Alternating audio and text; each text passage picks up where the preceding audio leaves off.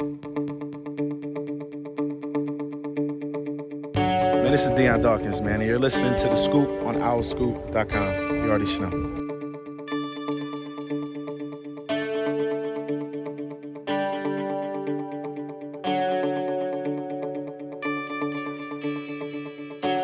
What's up, everybody? Welcome back to The Scoop, OurScoop.com's podcast. We are officially into Season 9 of The Scoop, Episode 1. I'm John DeCarlo. Declan Landis and Ramir Vaughn are with me today for this podcast to kick off our 9th season. Coming up, we're 22 days, a little more than 3 weeks away from Temple's September 2nd season opener against Akron. We talked to Stan Drayton, Jordan McGee, Jalen McMurray, and Edward Sadie after today's practice. Earlier this week on Tuesday night, Temple's Alumni Association and the Owl Club hosted an NIL information session on Zoom. And we'll have details on that. I know a lot of you who are hardcore Temple fans who are listening to this podcast might have tuned in for that session, and you might know something about it. We'll have some audio from that session from the TUFF Fund's executive director, Andy Carl, who was pretty straightforward about where they stand with their fundraising efforts. So we'll have something on that a little bit later in the podcast. We'll have a recruiting update as well. Temple's football program landed its 7th verbal commitment from the 2024 class. And we've got some mailbag questions for you as well to get to that we got from Twitter that we'll enjoy answering. Again, as we enter the 9th season of The Scoop, it's brought to you once again by Greenspan and Greenspan Injury Lawyers. If you've been injured while you're on the road or the highway and the crash was someone else's fault, the insurance company is not going to be on your side. You need us, Temple Law grads, who will fight hard to get the compensation that you deserve. We only get paid if we win. So in Pennsylvania or New York, call us today at 215-261-7359. That's 215-261-7359. And you can find them on the web at greenspans-law.com. That's greenspans-law.com. Should also add that we're going to have some audio for you guys as well. A few clips from today's media session Friday down at Edward Olson Hall. You'll be hearing a little bit from Stan Drayton on the running backs, Jalen McMurray talking about the contributions and the impact that his position coach, Dominique Bowman, has made, and E.J. Warner talking about the offensive line. So a lot of good stuff ahead for you guys. Declan, Ramir, what's going on, guys? How are you? Hanging in, John. How are you? That's not the juice I was looking for. Oh, sorry. You've been... Hey, John, how you doing? Oh, it's too much. That's going to sound great to you when you... That's all right. I'll edit Go back and edit the... No, please keep it in there. No, I'll keep it in, but I mean, I'll edit it down is what I meant to say. That's my fault. Ramir, that was too much, right? Too much juice. A little bit. Maybe I didn't need that energy drink. What energy drink did you have? I've seen nothing No, I but didn't water. have one. I was saying to Ramir, I should have asked him for one when I was feeling a little lethargic. But, as soon as I got on the mic, I got to flip the switch. That's my fault. You guys are too young to remember when Al Golden was here and he had this motto, flip the switch. And they actually had a constructed light switch on the side, and the players would flip it to say flip the switch. And then they would do this constantly, flip the switch. And, our older listeners will know what I'm talking about. Wait, so like when they would come out of the tunnel, they would do that? Or when would they do that? Not so much. It was on the sideline. And if they made a big play and they would get like a third down stop, they'd go like this. Like That's say flip awesome. the switch. Yeah. That's Yes. awesome. Yeah. We should bring that back. Stan, if you're listening. Bring back great. the switch. That would be really cool. I mean, they have the bell now, which is cool. Yeah. But the switch, I feel like, you Ramir, can't really ring the bell on the field. As our OurScoop.com nutritionist, Dietitian? our health czar, energy drinks bad, right? No, What? I was going to say, I was like, I drink a lot of them. So, Yep. so I can't even say they're bad. In moderation, you shouldn't have more than 400 milligrams, I believe. And usually the ones that you see on a day-to-day basis, they're usually like 150 to 200. So 1 or 2 of those a day, you should be fine. You shouldn't be over abusing it. Like, don't get coffee in the morning and then get an energy drink later on in the day, because the coffee will tear you up more than the energy drink will. So I like it. Don't you feel comforted after you talk to him about this stuff? He's very well read, very, very knowledgeable. I mean, I would like to say that Ramir is one of my best friends. I don't know if that's, reciprocated, but That's crazy. well, I don't want to speak for you. What if he that's just that's the truth. what if he just let out a deep sigh and was like, "Can we just talk about this after?" Well, that's why I didn't want to assume, because you Or- know what they say about assuming. How about when you were texting with me about something WHIP related while I was on vacation last week? And we thank you all, by the way. We took a 1 week hiatus from the Scoop because I was on vacation last week. And Declan was texting me about something related to Temple Student Run Radio Station, of which he is the general manager, and Ramir is our program director. Check us out, iHeartRadio and Radio FX. There we go. And you said something, well, like, as our advisor and as my friend, I wanted to get your opinion. Mm-hmm. And I was just on the beach and I wasn't getting good reception. And you're like, wait, Allegedly. are we not friends? Well- and then I got back to the house we were staying at. I was like, oh, I got to get back to him. This is so sorry. Well, you got back to me, first of all, you got back to me 2 days later. So in that time span, it was 11 minutes between the friend text. And then I was with Ramir because we were up here. And I was like, it'd be really funny. What if I said, like, wait, are we not friends? So I sent that because he was like, that's really funny. And then it was Thursday. I just think it was Thursday and you responded. So in between, I was like, oh my God, what if I actually like offended him? Did you honestly think I was like sitting on the beach like, is he kidding me? Well, I didn't know, Cross the line. I didn't want to, like I said, I don't want to assume. So in my head, I was thinking, oh my God, I just offended John. Like, this is not going to be friend, good. Declan. Yes. Thank you. And You're I didn't my mean to friend make as you well. sweat that out. I figured. I was like, you know what? Let's he's on make him earn vacation. this one. But Let's you make know, him it's sweat that, for 3 days. that deep, dark part of me that was like, he's not your friend. He's not. You just offended him. I can't believe you did that on his vacation. He gets 1 week out of the year, and you just did that to him. That's your inner voice? That's my inner voice. Your inner voice sounds very aggressive. It is. It's like Oscar the Grouch on steroids. Leave me alone. No. No, that's evil Johnny. It does sound like evil Johnny's voice. Like, No. Johnny should hopefully be back with us on the Scoop at some point. When I he miss is him busy, so he is much. busy. Again, he's been on a couple of episodes of the Scoop. If some of you who are loyal listeners have heard the episodes that he's been on, he is the visiting team's bat boy for the Philadelphia Phillies. So when the Correct. Phillies are home, We'll he's never busy. see him. Yeah. Yes. He slept at the stadium last night, for those of you who don't understand the grind of the bat boy. Yeah. So he... The away team, the opposing Yeah, team. the opposing team's bat boy. Yeah. Yes, yeah, because the home team He's doesn't do as gone. much as doesn't do as So much he as was the visiting unloading team. Minnesota Twins equipment That's for correct. this weekend's series, right? Yes, until I think he said 3 a.m. And he Wow. it was too late for him to come back, so he ended up just staying down there. That poor kid, man, he works his tail off for You know what, them. though? He's going to look back on this experience. He's going to be like, hey, man, it's the... Yeah, you know what? It's a give and What a take time to be because it's a alive. dream job. It really is. Like, Yeah. there's no question about it. He's been talked about on TV. John Kruk kind of knows who he is, maybe. Yeah. But on the flip side of that, he's sleeping on massage tables, and so it's a give and take. It really is. There you go. Famous, since this is season 9 of The Scoop and episode 1, give me one first notable number 9 that comes to your mind, or first notable number 1 that comes to your mind in any sport. For you, Declan, same thing for you, Ramir. See, this is great and all, but what These are happens when easy. we get to episode 9? We're in the future. It's going to be season 9, episode 2, just famous number 2s. Right. So what if we get to season 9, episode 9? What do we do then? Think of a new 9. I mean, how many? It's very We're simple. already asking very a lot simple. for me Very to simple know. solution. Famous 99s on episode Yeah, 9. famous Famous 99. 99. Wayne Gretzky. Shut up. Let's move on. Carl Edwards, NASCAR. Yeah. You're welcome.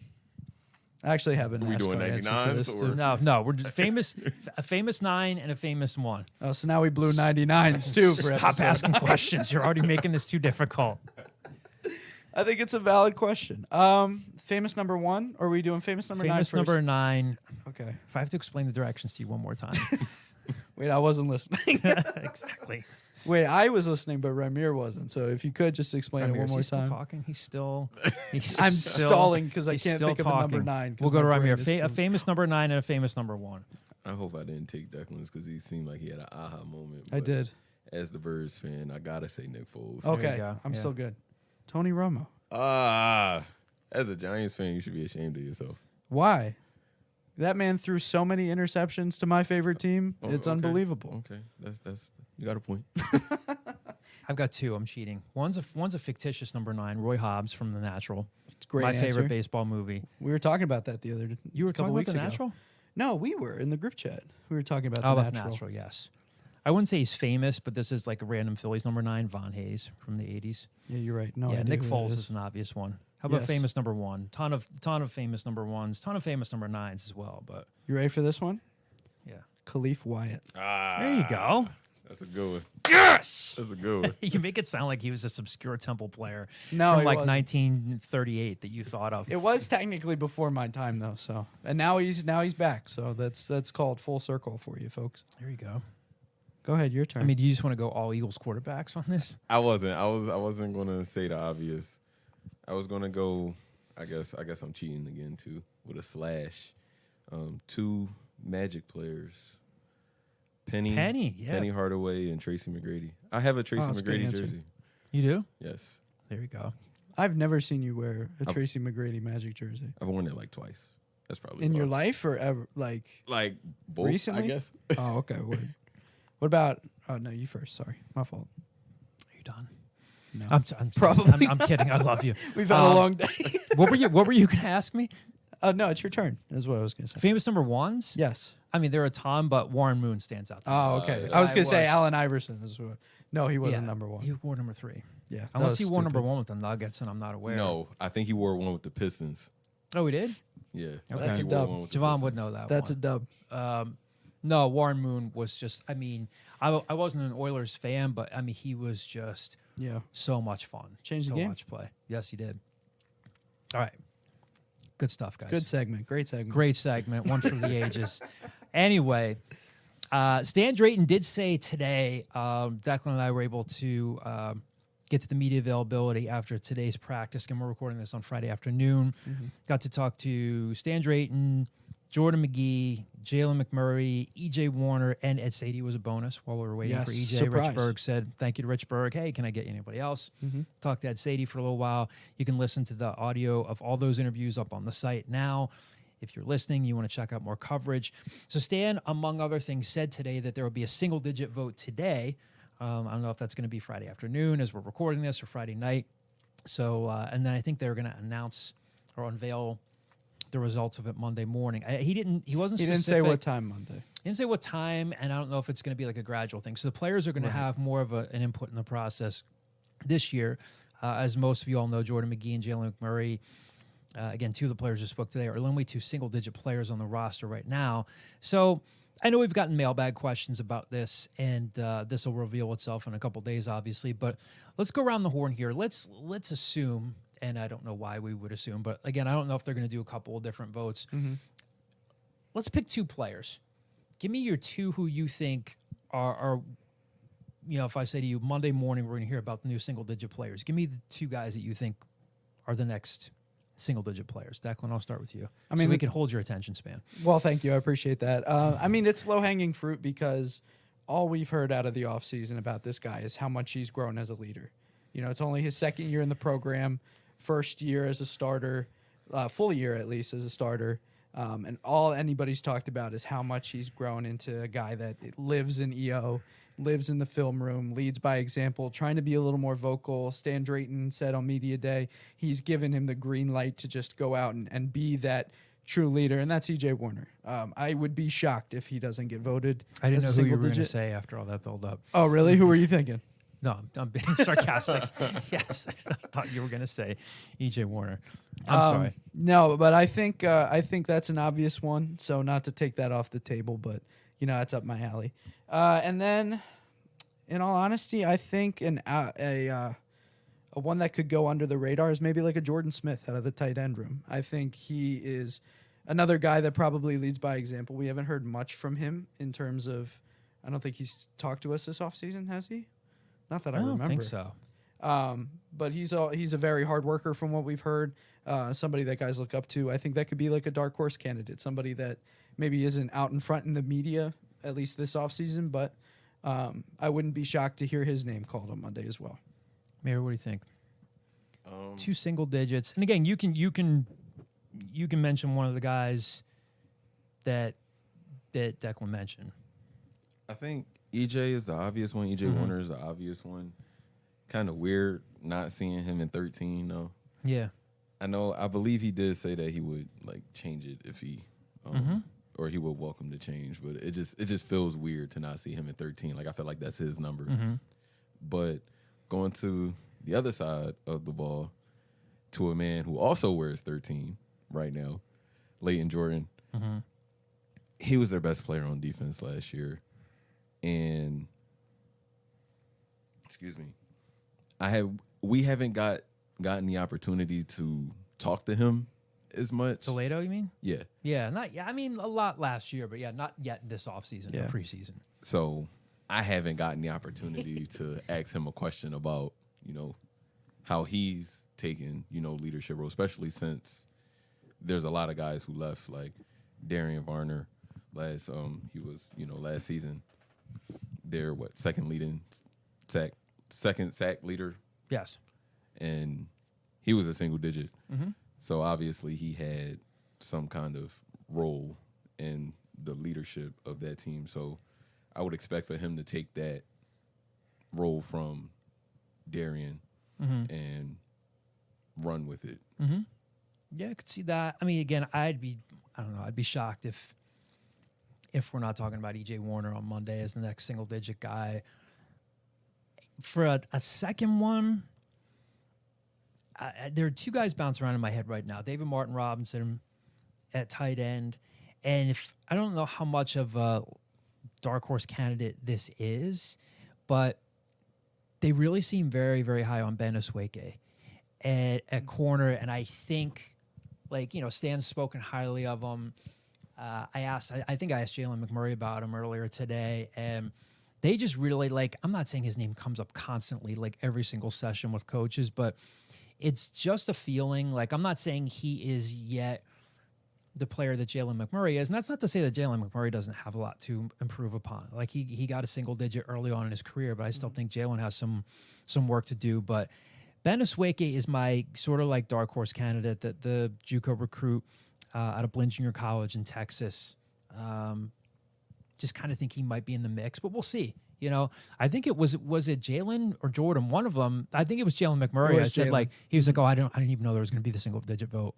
It wasn't Jordan. He was like, is that today? Yeah. So. Well, he also mentioned that Ben is somebody that he measures himself against. Yeah. He's such a competitor for the entire defense and the offense as well. So I think that's a good pull because we talked to him on the show. He is a great football mind. I could totally see that. Yeah, and as a reminder, they have, offensive linemen can get it, even though they can't wear that number on the field, but offensive linemen can get it. Like Klein and Adam Klein and Isaac Moore were single digits. Yeah. Yes. So, Wisdom Quarshie jumps out to me too. Maybe, I don't know, maybe a guy like. We said Victor Stoffel earlier. Victor Stoffel. The two that jump out to me again, EJ, maybe Ben or DMR. So we shall see. But there'll probably be some news on that on Monday, according to what Stan Drayton said today. Just a couple other takeaways from today. Again, we got a couple stories up on the site right now. If you're an OwlScoop subscriber, we did get some news and notes up there. We don't always get to see much of practice, as we've explained to all of you.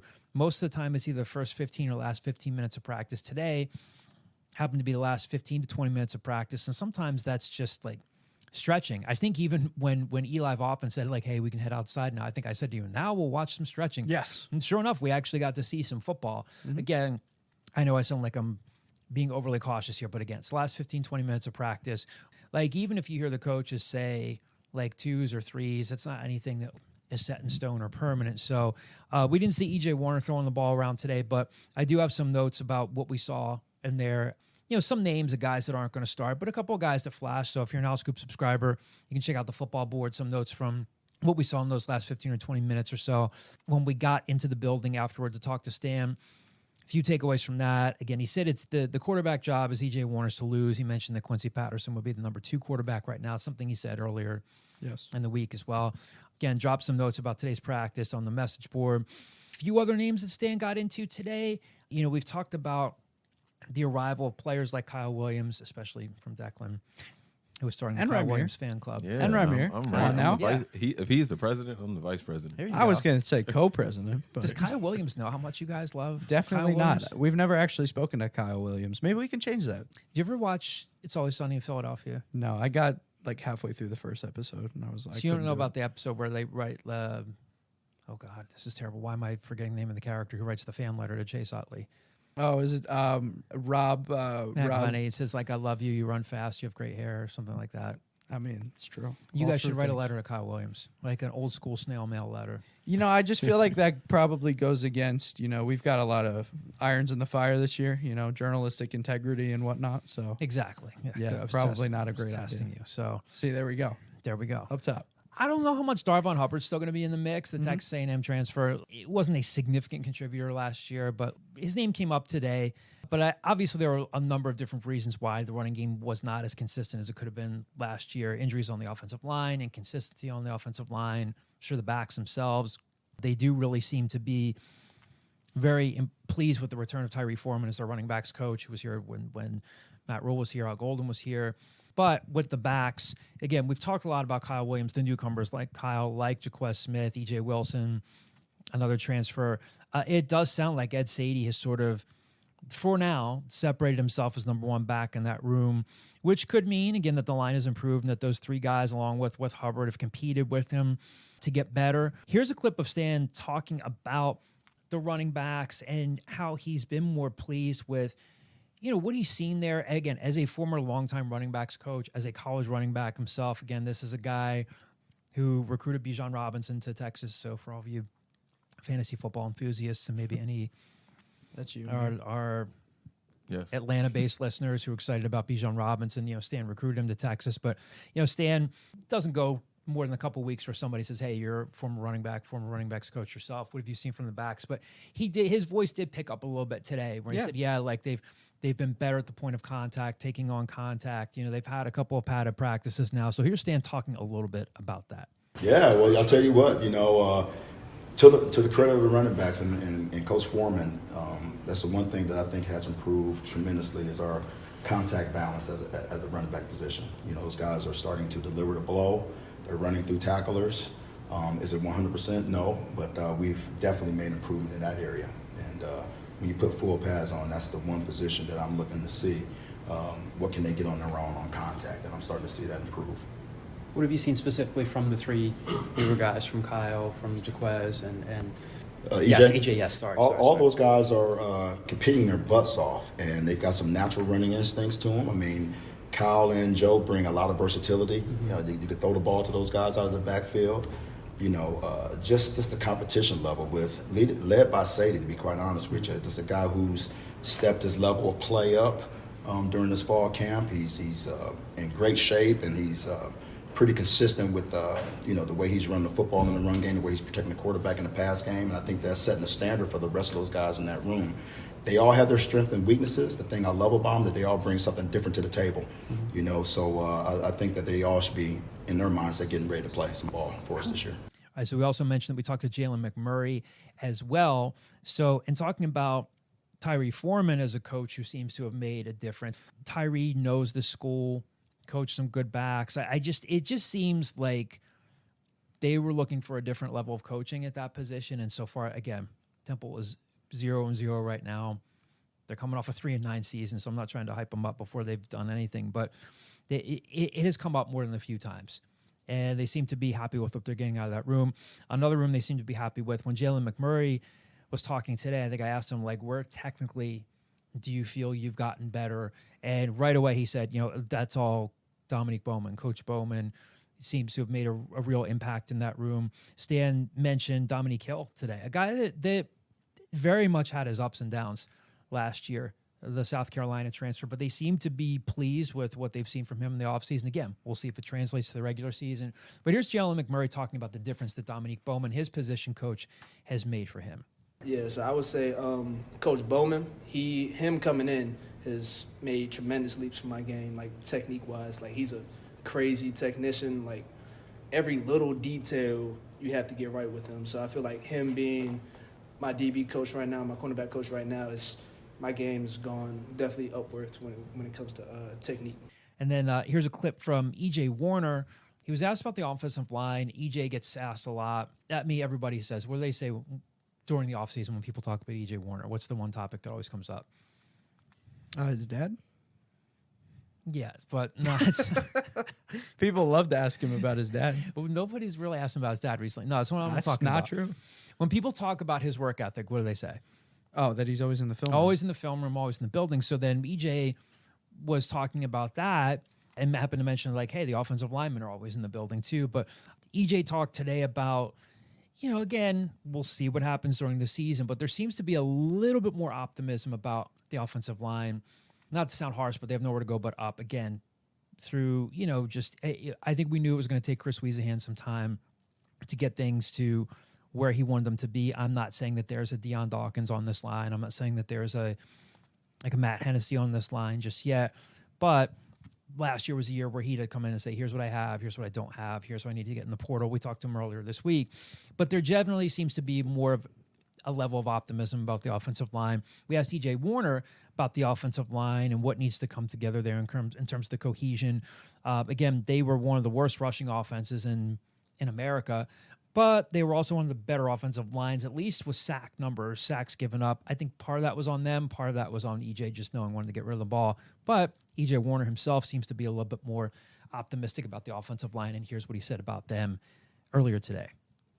Yeah, I think just at a group, you just see the work, and I think people respect that. Every single day, they're in here before everyone else. They stay later, they're watching film, and just different things like that where we just have so much more respect for them, just seeing the work that they put in and the time that they're willing to put in to be great. They know that they had some mistakes last year, and they took that on the chin, and they're ready to come back out here and work and show the world how much better they've gotten.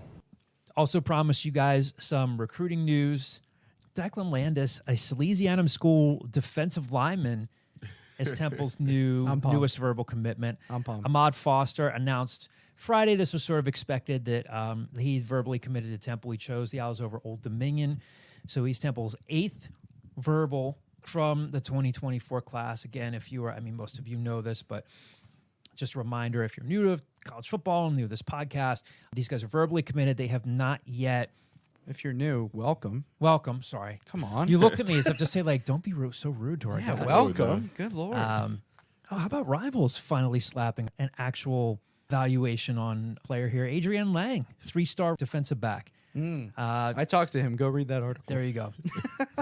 When we were waiting on an evaluation of Adrian Lang. So Foster's one of 8 Temple verbals. So he joins Adrian Lang, Chris Dietrich, Daniel Everett, Denzel Chavis, Evan Daly, Bryson Goodwin, and Tyler Stewart. So he's Temple's 8th verbal. Again, we'll continue to have more recruiting coverage for you guys as always in the coming weeks. Declan, you covered the session the Temple's Alumni Association and Al Club hosted. It was an NIL information session on Zoom. You wrote about it for Al Scoop, wrote about it for the Temple News as well. Before we play this clip from Andy Carl, the TUFF Fund's executive director, Andy is one of the guys who's really helped get that thing up and running. Again, we'll play this clip in a second, and he did not mince words about where they are and what needs to be done there. But before we play the clip from Andy, just your general takeaways from what that session was like. They took some questions from fans, correct? And when you sat down to write the story, what stood out to you? Yeah, so full disclosure, there were 2 sessions. I only attended the first one. This was hosted by the Alumni Association. It mostly talked about the Owl Club, which is directly associated with athletics, whereas the TUFF Fund is a third-party collective that donates. It's legally distinct.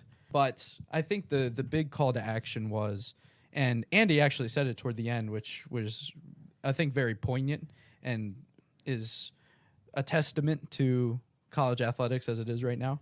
And he talked about Temple donors as selfish. It's often when he talks to people that are considering donating, he talks about like they want to know what they get out of it. And he kind of was like, you got to put that on the back burner because we got a lot out of this university. And if you're passionate about this school, like you've already gotten a lot out of it. So now it's time to give back. And I think that was sort of the message of the event as a whole. And he also he mentioned the big quote that I put in the article was that the TUFF Fund and the fundraising efforts around the athletic department were woefully behind. And I think that was just, they were kind of beating around the bush to say that, I think, for most of it. But when Andy got on and finally said it as part of his presentation, I think that's when my ears kind of perked up because, you hear figures and you maybe kind of understand. Yeah, I think I put it in there. The differences in donations to the Owl Club versus Charlotte and UCF were the big schools that they used as benchmarks. But, you hear these numbers and maybe they go over your head, maybe they don't. But I think he mentioned Wichita State men's basketball, the funding that they have just for their men's basketball team.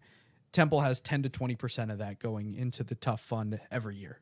So there is a big question mark as to what the TUFF fund can do, because they're not getting the support that they initially desired or, that they necessarily think will help. And just one final thing before we play the clip.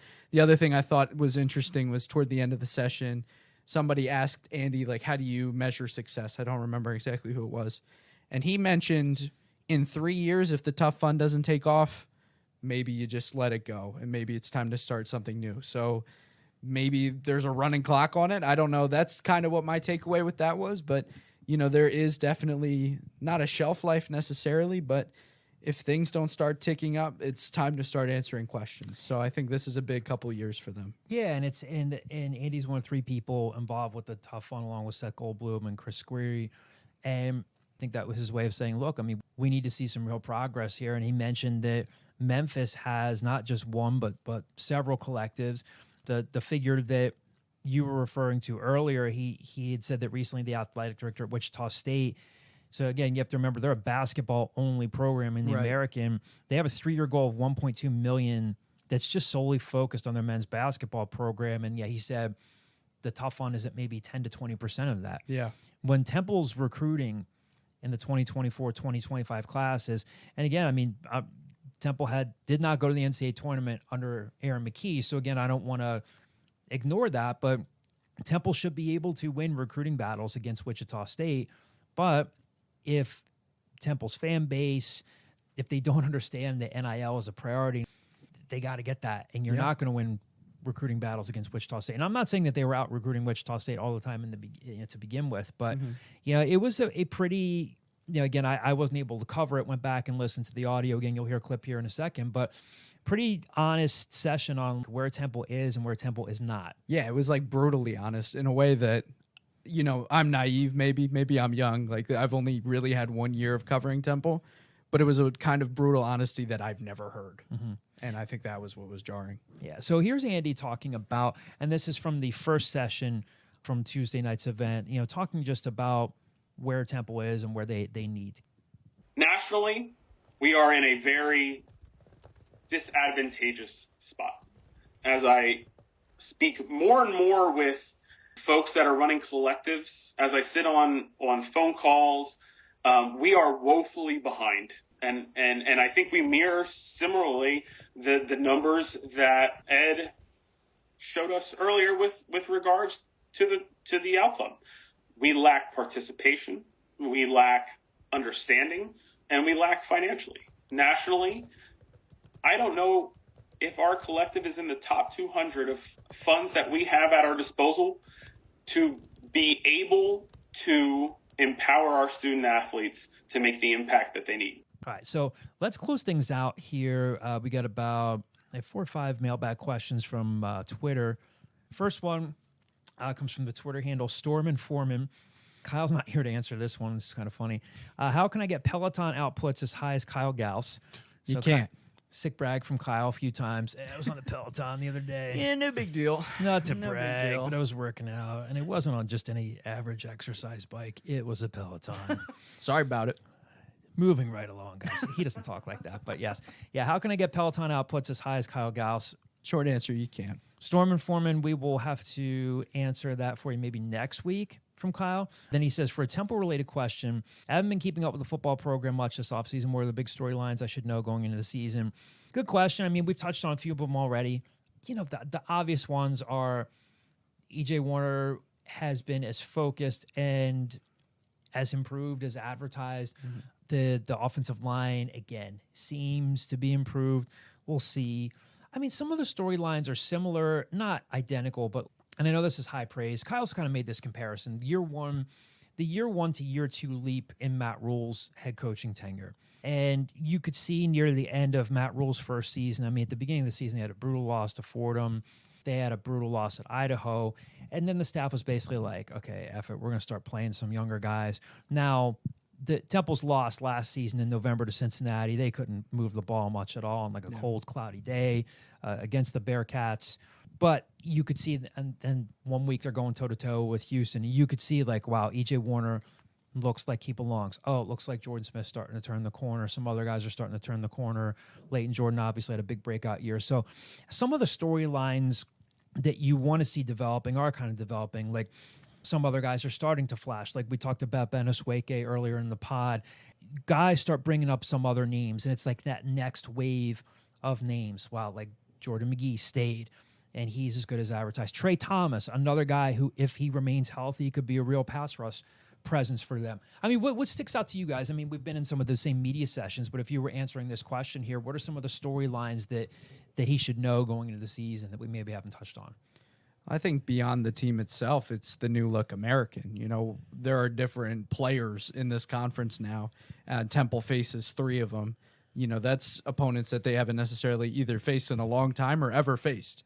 So it's a lot of competition with that. And then, you know, games circled on the calendar as well. You got Miami in the 4th game. Are they going to be ready to take on, you know, maybe not a powerhouse now, but what has historically been a powerhouse program in college football?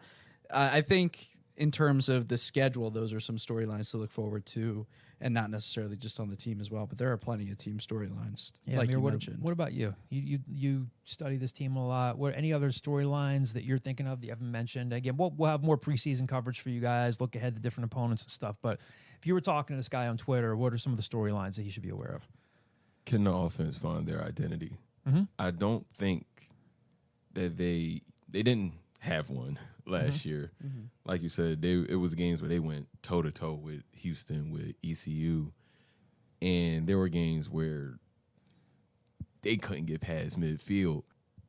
They have to figure out what they are offensively, whether that is, you know, taking the gloves off EJ and letting him ball out. And letting I mean, is it like throw to get ahead? And I mean, this sounds more like an NFL storyline, but throw to get ahead and then run to stay ahead type of thing. Yeah. Or are they going to pound the ball with Ed Sadie and hopefully Kyle Williams? He don't redshirt. Or are they going to use the tight ends as well? What are the tight ends going to fit into the offense? Because that's a really deep room too. We've talked about it before. That tight end, they're going to run a lot of 12 personnel this year simply because of the fact that their tight end room is loaded. I wouldn't be surprised if they run a lot of 13 personnel as well. But that, and also, can they win close games? Because last year they had 4 one-score games, I believe. And if they come out and win those games, that's a bowl game. Yep. So, and that's typically where you want to see the growth from year 1 to year 2. Could come out of the gate 3-1 or 4-0. There's no reason to think, and I don't want to get us too off topic, but like, why can't they go up to Rutgers and win that game? Rutgers still has to show me that they have a quarterback. And even last year when Temple had a lot to work through, they almost beat Rutgers. But you're right, they couldn't turn the corner on those close games, and that's something you want to see in that second season. So I think that's another important storyline to pay attention to. It was always a gut-wrenching play right at the end. And like, that's, you know, it's a young team, but now they've got another year under their belt. What do? We shall see. What a teaser, that. Boom, It's great. stories. It's great radio. You know, I'm in school for journalism. The next Twitter mailbag question here comes from the Twitter handle OffTheHook3 is the Twitter handle. This is a 2-parter. Correct me if I'm wrong, but Temple's never had a 1,000-yard rusher and a 1,000-yard receiver in the same season. First question, does that happen this year? Do they have a 1,000-yard rusher and a 1,000-yard receiver? No, because they don't have a 1,000-yard rusher, I don't think. To that point, if they don't, I don't think that's a huge issue. Like, do I think Ed Sadie plays in the NFL when he's done? No, I don't. If he does, awesome. But I think Ed Sadie's better than what he showed. Again, there are a lot of different factors. When the offensive line is banged up from week to week and you don't start the same 2 lineups in consecutive weeks, that's a problem. We've talked about it a million times. It's a combination of guys picking the wrong running lanes, the blocking not being good enough. I think Ed's better than he is. But let's say, just literally, like, throwing blind numbers out there. If Ed Sadie goes for like 720 yards this year and Jaquez Smith gets you like 400 and Kyle Williams gets you 325 and like 200 through the air on like 20, and you see production out of each of them, then that's not bad. Yeah. But I don't know that there is like a 1,000-yard bell cow back. But I also don't think that that's like this horrible thing or like a sign of, you know, bad things to come. So I don't know. Do you feel any differently about that, Mayor, or no? I don't think they have a 1,000-yard receiver. Probably not. That's another fair point. I don't know that that's a bad thing either. Like if EJ's a guy who does not at least appear to be a guy who is not capable of scanning the whole field, and he just locks in on one guy. And it's like, oh, if my security blanket isn't there. I also don't think it's a horrible thing if they'll throw a lot, but if you have 5 or 6 different guys that are consistently catching the ball, and one guy had 600 yards, another guy had 700 yards. Granted, you'd love to see in a really prolific year you have 2,000, 1,000-yard receivers. No, I'm saying it can't happen, but I don't know. I mean, do you see that as a detriment? I think you hit the nail on the head when you said they'll pass the ball a lot this year, because especially if they can't run the ball. Right. Because the short pass game is a supplement for not being able to run the ball. Right, Screens, right. whether it's to your running backs or your receivers or even tight ends, and they pulled that out in the spring game. Also, it's a lot of mouths to feed. Yeah, exactly. Because they don't have that number one guy, at least right now, whether it's Amai Anderson or if it's Zay Baines or Dante Wright. And like I said, I think they're going to live in 12 and 13 personnel this year. So whether it is DMR or Jordan Smith or even Peter Clark, like it could be any one of those guys who can catch the ball for them. So I don't think they have that guy that will have 1,000 yards simply because I think they will spread the ball around this year. You know, Jordan Smith appears to be healthy. One of the things I put on the message board in terms of, again, what we saw late in practice, Forrest Brock, the JUCO quarterback, who might be, as of now, you know, Stan said it's EJ's job to lose. Again, he's their starter. Check out my article from last week. Yes. There we go. Yes, thank you, That's Declan. 3. Such a goofball. Quincy Patterson might be the 2. But again, in the limited time we were at practice, Forrest Brock looked pretty solid. He did throw a ball to Jordan Smith that wasn't like right on target, but Jordan Smith tipped it to just himself. a beautiful catch. Nice one-handed catch. So let's say they're in a situation like they're in a close game like they were last year, but maybe they are the type of offense. Again, EJ throws a nice deep ball, but maybe like Jordan Smith, and again, Jordan can get down the field, but if they're also in an offense where it's like 3rd and 6 and EJ can find DMR over the middle for 8 yards, and it's kind of like a back-breaking play that extends a drive. If he can spread the ball around like we think he can, he watches a ton of film and really is prepared every week. I think we're all in agreement. I don't see them having a 1,000-yard back and a 1,000-yard receiver, but I also don't think that should preclude them from going like 6-6 or maybe even 7-5 this year and going to a bowl game. We'll see. Second part of his question: who gets the first home game in the AAC in 2024, Stanford or Temple? I know Mike Oresco and our good friend Chris Young has a question in the mailbag here later on about conference realignment. It's nuts. It's chaos. It is bizarre. I don't think anybody has a true handle on it, but I know that the American would love to wrap its arms around the Pac-12 teams that are left behind. The American could somehow get Stanford, more power to them. Don't see it happening. I just don't. Could they get Oregon State, Washington State? Maybe. We'll see. And here I am probably like half answering Chris's question, but who gets the first home game of the AAC in 2024? I mean, it's okay. I'll we bet also the house on Temple. Yes. I think Stanford would rather go independent almost and be like a Notre Dame, you know? I don't know how they're doing financially. There are only a select handful of schools that actually are really super fiscally healthy with their athletic departments. A lot of athletic departments take a loss, so I know that's not a rarity, but I don't know how Stanford's doing. I'm sure they have to be doing better than Temple, but yeah, I don't see them saying, yeah, amid all this chaos, we're comfortable landing in the American. I just don't see it happening. If they do, great. That'd be pretty cool.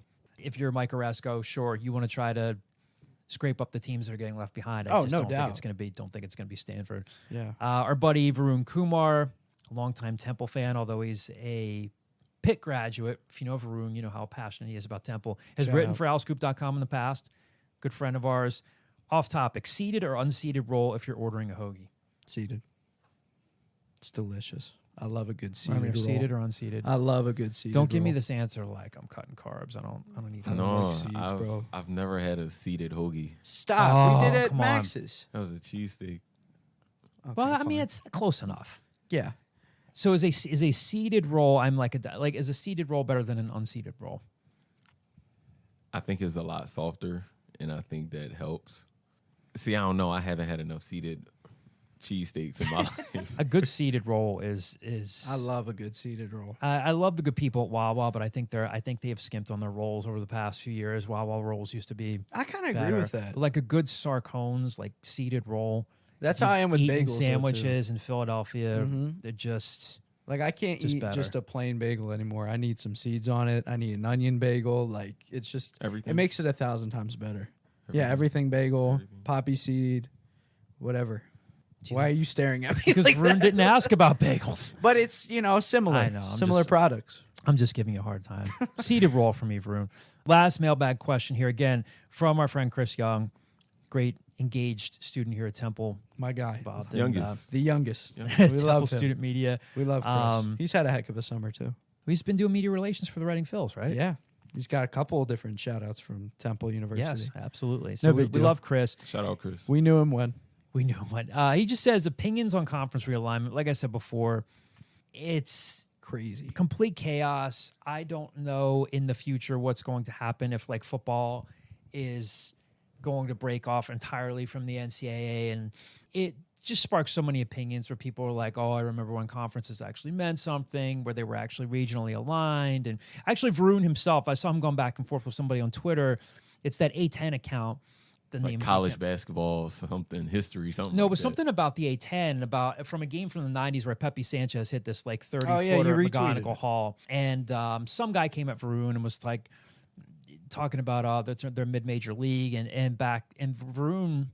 And we tease Varun for this because he talks as if he were around like in the 70s, but like you got to meet Varun. Like he legitimately is like this college basketball historian, and he's much younger than me. But he said, back then the A10 wasn't really viewed as like a mid-major conference. Nobody ever confused the A10 with the ACC or the Big Ten or anything like that. But basketball in some ways has suffered because of this, because like football's driving a lot of it. Geography means nothing anymore. So I don't know.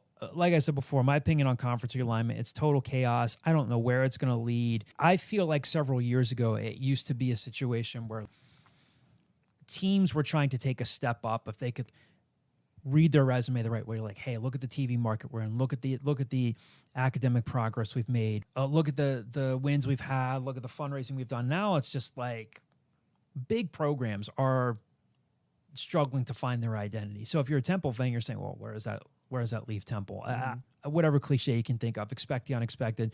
Do I think it's predictable? Yes. Money, TV, money drives so much of this. Impatience drives a lot of it. Do I think a lot of it's good for college sports? No, not all the time, because fans don't want to think about this. They think that college student athletes are just robots. If it's for football, for basketball, like the travel isn't good.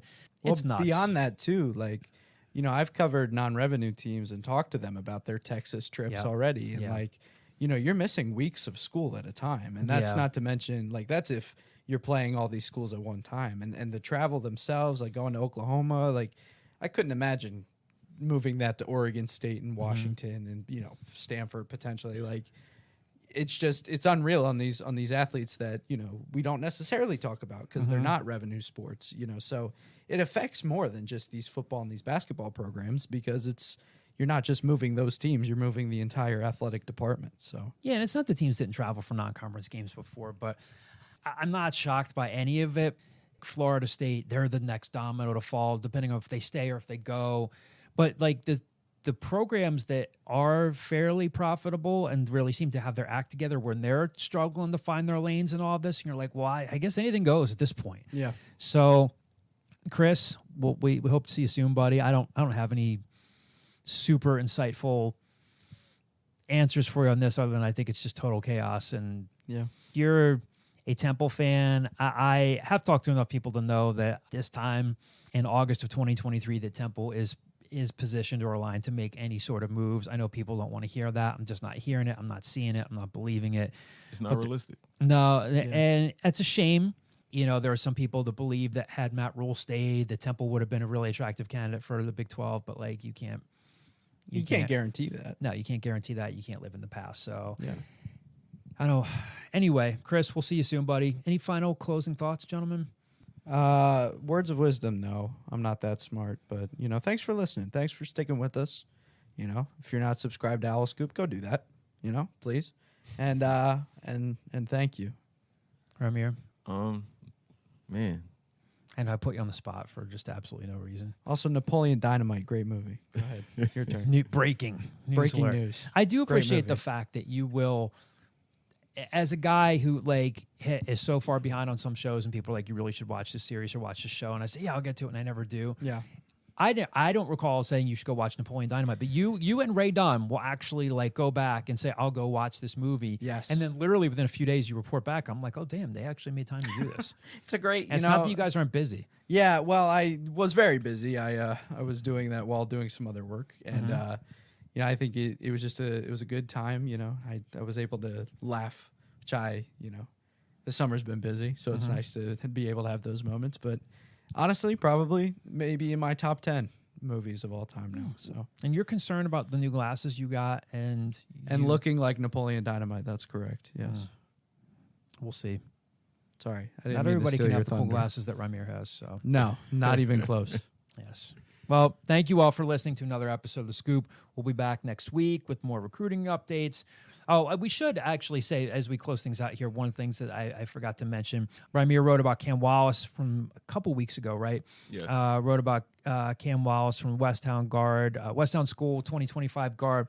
Wrote about him a few weeks ago, and then Temple did recently get him here last week for an unofficial visit. So you can check out Ramir's story on Cam. And then also while I was on vacation last week, Ramir also wrote about Devin Booker as well. Went down to Yes. Cristo Rey. Again, if you're an Al Scoop subscriber, you can check out that story as well. Sounds like they're probably going to try to get him in for an unofficial pretty soon. So we'll see what happens in 2024. I still think Temple is going to be fairly portal heavy.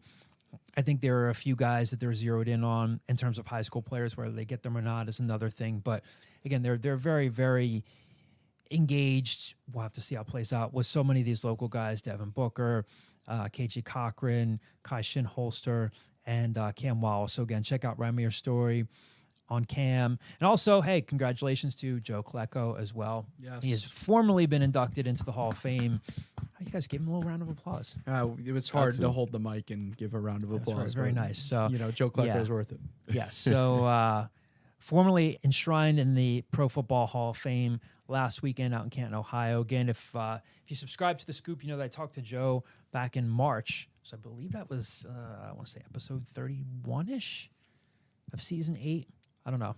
Sure. Back in March, talked to Joe after he knew that he was going into the Hall of Fame. So I had a great conversation with Joe. So congratulations to him and his family. Thank you all for listening. We'll have more for you next week.